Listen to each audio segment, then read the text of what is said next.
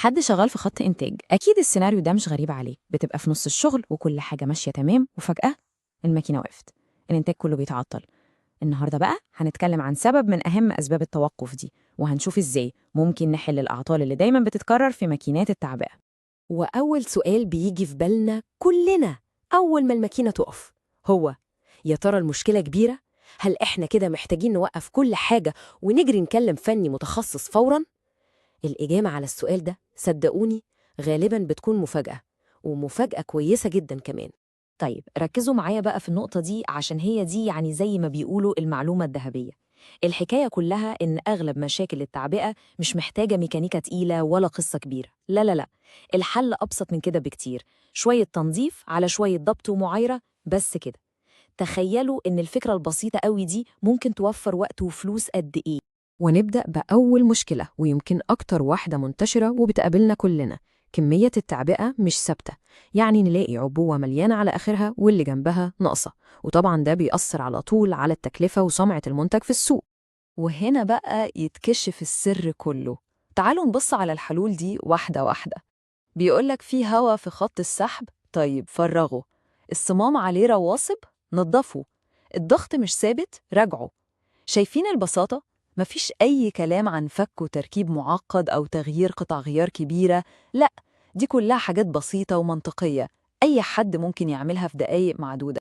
تمام، نخش على المشكلة التانية اللي بتعمل صداع مش أقل خالص: التسريب وقت التعبئة. دي بقى مش بس بتبهدل الدنيا حوالين المكنة، دي بتهدر خامات ممكن تكون غالية جدا، يعني فلوس بتترمي على الأرض حرفياً. وشايفين إزاي نفس المنطق بيتكرر تاني؟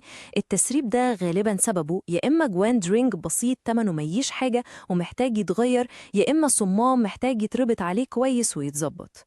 مرة تانية بنأكد: الحل مش في الموتور ولا في كهرباء الماكينة، الحل في تفاصيل صغيرة أوي. ونيجي بقى للمشكلة اللي بتشل الشغل فعلاً: الماكينة فجأة سرعتها بتقل لوحدها أو الأسوأ بتقف خالص. هنا بقى كل دقيقة بتعدي بتمثل خسارة حقيقية في الإنتاجية والوقت. وللمرة التالتة السبب ممكن يكون بسيط لدرجة مش هتتخيلوها. أحياناً الفرق بين عطل ياخد دقيقتين وعطل يوقف الإنتاج يوم بحاله هو شوية تراب على حساس أو سنسور. الحل مسحة نظيفة وتوجيه صح، أو ممكن يكون في حمل زيادة بسيط على جزء بيتحرك، محتاج بس مراجعة سريعة. طيب، والمشكلة الأخيرة اللي معانا النهاردة دي ممكن ما توقفش الإنتاج، لكنها بتأثر على شكل المنتج النهائي وجودته، وهي مشكلة ظهور الرغوة أو الفقاعات في العبوة وقت التعبئة. وهنا بقى الحوار كله في إعدادات التشغيل وبس، يعني مفيش حاجة بايظة أصلاً. هل سرعة التعبئة عالية قوي؟ طب ما نقللها شوية. هل وضع فوهات التعبئة نفسها غلط فبيدخل هوا مع المنتج؟ طب ما نظبط مستواها. شايفين؟ إحنا هنا بنتكلم في ضبط إعدادات مش تصليح أعطال، فرق كبير جدا. يبقى خلاصة إيه؟ لو لخصنا كل اللي فات ده هنلاقي إن القصة كلها بتلف وتدور حوالين كلمتين اتنين بس، ومفتاح حل أغلب المشاكل دي هو تنظيف وضبط. يعني المرة الجاية لما تحصل مشكلة في الماكينة، قبل ما العقل يروح للحلول الصعبة أو نكلم الدعم الفني، نمشي على الخطوات دي بالترتيب. أول حاجة خالص النظافة. تاني حاجة نتأكد إن الحساسات كلها متشافة ونظيفة وفي مكانها الصح.